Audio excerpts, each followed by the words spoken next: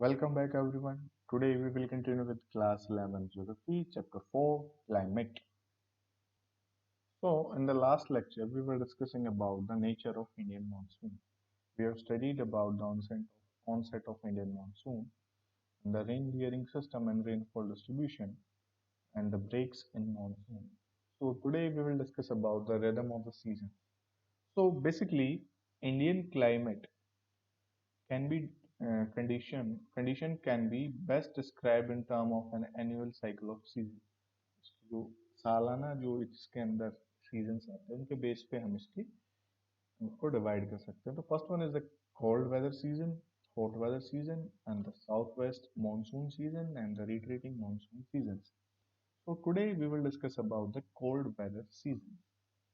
So this is in temperature. The cold weather season sets in by mid-November in northern India. Mid नवंबर में आपका starting होती है एक तरीके से इसकी नॉर्दर्न इंडिया के अंदर जो हम जहाँ पर हम हैं अभी फिलहाल. December and January are the coldest month in the northern plain. तो दिसंबर और जनवरी बताइए हम फील भी करते हैं. The mean daily temperature remains below 21 degree Celsius over most parts of the northern India. Mean जो टेम्परेचर होता है आपका डेली का वो 21 डिग्री से भी नीचे ही रहता है आपका. ठीक है. तो the night temperature may be quite low, sometimes going below freezing point in Punjab and Rajasthan के अंदर आपका जो है below freezing point से भी नीचे चला जाता है.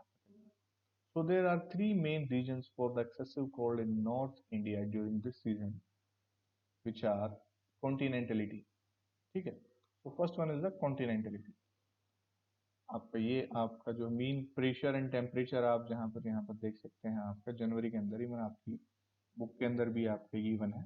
आप बुक की हेल्प से भी इसको मैप को जरूर जरूर से जरूर आपका जो है पढ़ें इसको. तो this line shows the pressure in millibar and this line shows the dotted line shows the temperature in degree celsius. Here you can see this one is the millibar. Okay. तो कॉन्टिनेंटलिटी आपके जो इसमें फैक्टर हैं, the states like Punjab Haryana Rajasthan being far away from the moderating influence of sea experience continental climate. तो जो reason आपके पंजाब हरियाणा राजस्थान जैसे हैं वो सी के रीजन से काफी दूर है. और हमने पढ़ा था कि आपका जो रीजन सी के पास होता है समुद्र के पास होता है वहाँ पर टेम्परेचर आपका नॉर्मल बना रहता है, ना ज्यादा हाई ना ज्यादा लो. बट जो आपका रीजन सी से बहुत दूर हो जाता है वहां पर टेम्परेचर में बहुत ज्यादा वेरिएंस देखने को मिलते हैं, काफी हाई और काफी लो. तो the snowfall in the near by Himalaya ranges creates cold wave situation. तो जो आपका स्नोफॉल भी आपका कई बार जो होता है आपका हिमालय रेंजेस के अंदर आपका स्नोफॉल होता है, उसकी वजह से आपकी जो शीत लहर बोलते हैं जिसको कोल्ड वेव सिचुएशन भी क्रिएट हो जाती है इस रीजन के अंदर नॉर्थ इंडिया.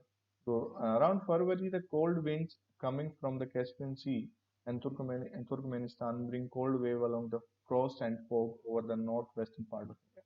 तो फरवरी के अराउंड जो आपकी कोल्ड विंड आपकी कैस्पियन सी और तुर्कमेनिस्तान से आती है वो अपने साथ जो है फ्रॉस्ट और फोग को लेकर आती है. नॉर्थ वेस्टर्न पार्ट है जो आपका नॉर्थ वेस्ट. ठीक है. नॉर्थ वेस्टर्न पार्ट के अंदर तो और पेनिनसुलर रीजन है जो आपका उसके अंदर जो है ज्यादा जो वेल डिफाइंड वो वेदर सीजन नहीं है, कोल्ड वेदर सीजन नहीं है. वहां पर ज्यादा ठंड नहीं पड़ती है. वहां पर हार्डली ज्यादा सीजनल चेंजेस देखने को मिलते हैं. डिस्ट्रीब्यूशन पैटर्न के अंदर टेम्परेचर में भी ज्यादा चेंजेस नहीं आते हैं. कोस्टल एरिया में मेनली कोस्टल एरिया पे ज्यादा चेंजेस नहीं आते because of moderating influence of the sea and the proximity to equator. Equator के पास होने की वजह से. ठीक है. कोस्टल रीजन आपके ज्यादा इक्वेटर के क्लोज हैं और सी के पास है तो वहां पर जो टेम्परेचर है आपका इक्वल बना रहता है, बैलेंस उसमें बना रहता है. So next one is the pressure. So by the end of December, the sun shines vertically over the Tropic of Capricorn in the southern hemisphere.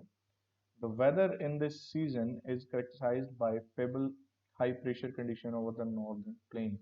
तो लो प्रेशर हाई प्रेशर वाला I think आपको clear हो गया होगा अब तक जो हम डिस्कस करके आए थे. ये भी दिसंबर के एंड तक आते आते जो आपका सन है ट्रॉपिक ऑफ कैप्रिकॉर्न में साउदर्न हेमिस्फेयर में जो है आपका उसके ऊपर वर्टिकल होता है बिल्कुल. ठीक है. जिसकी वजह से जो है आपका हाई प्रेशर कंडीशन कहाँ पे डेवलप हो जाती है फिर नॉर्दर्न प्लेन वाले रीजन. ठीक है. क्योंकि आपका सन नीचे चला गया तो यहाँ पर टेम्परेचर कैसा होगा लो तो प्रेशर हाई. हम पढ़ा था ना, इनवर्स रिलेशन है। टेम्परेचर लो तो आपका प्रेशर हाई, और टेम्परेचर हाई तो प्रेशर लो। तो in South India the air pressure is slightly lower. तो साउथ इंडिया के अंदर आपका एयर प्रेशर लोअर होगा क्योंकि टेम्परेचर वहां पर ज्यादा होगा। आइसोबार जो है 1019 मिली बार से लेकर 1013 millibar pass through the north west India and far south respectively. As a result wind start blowing from northwestern high pressure zone to the lower pressure on over the Indian Ocean in the south। ठीक है, तो आपका जो ये, और हमने ये भी देखा था कि आपकी जो विंड कहाँ ब्लो करती है, high pressure to low pressure blow करती है। ठीक है, तो इसकी वजह से आपका क्या है, जो विंड आपकी कहाँ से, नॉर्थ वेस्ट इंडिया से, ना सॉरी, आपके हाँ नॉर्थ वेस्टर्न जो हाई प्रेशर जोन है वहां से लोअर प्रेशर जोन है आपका इंडियन ओशन वाला, साउथ में नीचे उसकी तरफ फ्लो करती है। So the topography of the region influences the wind direction। Topography भी आपकी विंड की डायरेक्शन को अफेक्ट करती है। दे आर वेस्टर्ली और north westerly down the Ganga valley. तो ये आपकी वेस्टर्ली जो विंड फ्लो करके आप जाती है गंगा वैली से वेस्टर्न साइड में फ्लो करती है। They become northerly in the Ganga Brahmaputra delta. Ganga Brahmaputra delta में पहुंच के आपकी नॉर्थली जो मूवमेंट इसकी शुरू हो जाती है, free from the influence of topography, they are clearly north easterly over the bay of Bengal. और बे ऑफ बंगाल में पहुंचने के बाद वहां पर कोई टोपोग्राफी का इफेक्ट नहीं होता है, तो ये नॉर्थ ईस्टर्ली के रूप में डेवलप होते हुए आपकी बे ऑफ बंगाल के ऊपर से फ्लो कर जाती है, क्योंकि बे ऑफ बंगाल आपका समुद्र में है और वहां पर कोई भी टोपोग्राफी इसकी विंड की डायरेक्शन को अफेक्ट नहीं कर पाएगी।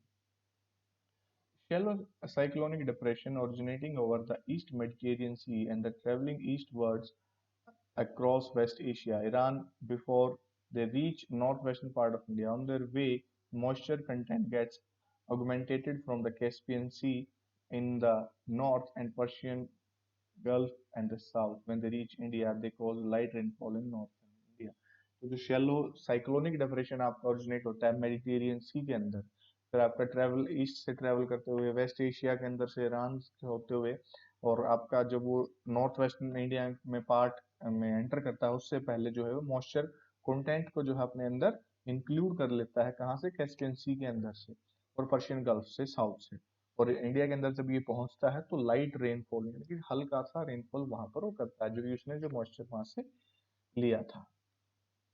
तो रेनफॉल इसमें क्या है आपका, winter monsoon do not cause rainfall as a move from land to the sea. तो जो विंटर मॉनसून आता है आपका, वो ज्यादा रेनफॉल जो है नहीं कर पाता, क्योंकि वो लैंड से क्योंकि हमने देखा था जो आपका समर खत्म होती है तो समर में आपके विंड यहाँ से इस तरफ फ्लो करके आती है इंडिया, ठीक है।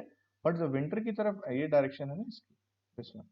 बट विंटर में क्या होता है आपकी, यहाँ पे जब आपका हाई प्रेशर जोन डेवलप होता है तो यहाँ से फिर वो फ्लो करके इस साइड जाती है। तो दैट्स वाई वो लैंड टू सी की तरफ फ्लो कर रही है, तो उनमें मॉइस्चर कंटेंट नहीं होता है, तो वो बारिश नहीं कर पाते हैं। ठीक है, it is because firstly they have little humidity and secondly due to anti cyclonic circulation on land the possibility of rainfall from them reduce. तो ह्यूमिडिटी कम है उनके अंदर और जो एंटी साइक्लोनिक सर्कुलेशन है लैंड के ऊपर उनका, जिसकी वजह से उसके रेनफॉल के जो चांसेस होते हैं रिड्यूस हो जाते हैं। But some region sees light rainfall, but कोई कुछ रीजन है जहां पर लाइट रेनफॉल देखने को मिलता है, जैसे कि in north western India some weak temperate cyclone from the Mediterranean sea cause rainfall in Punjab. तो आपका हमने देखा ना मेडिटेरियन रीजन से जो विंड फ्लो करके आती है, तो वो जो साइक्लोन आते हैं टेम्परेट, वो आपके रेनफॉल कॉज करते हैं कहाँ पर, पंजाब हरियाणा दिल्ली और वेस्टर्न उत्तर प्रदेश के अंदर रेनफॉल कॉज करते हैं। So the precipitation goes on decreasing from west to east in the plains, from north to south in the mountains। तो फिर जो आपकी ये जो बारिश है आपकी वो डिक्रीज होती चली जाती है जब वेस्ट से लेकर ईस्ट की तरफ मूव करते जाते हैं आपके, ठीक है। और north in the plains and north to south in the mountains, north से साउथ की तरफ माउंटेन्स में जो मूव करते हैं तो आपकी प्रेसिपिटेशन कम हो जाती है, डिक्रीज हो जाती है।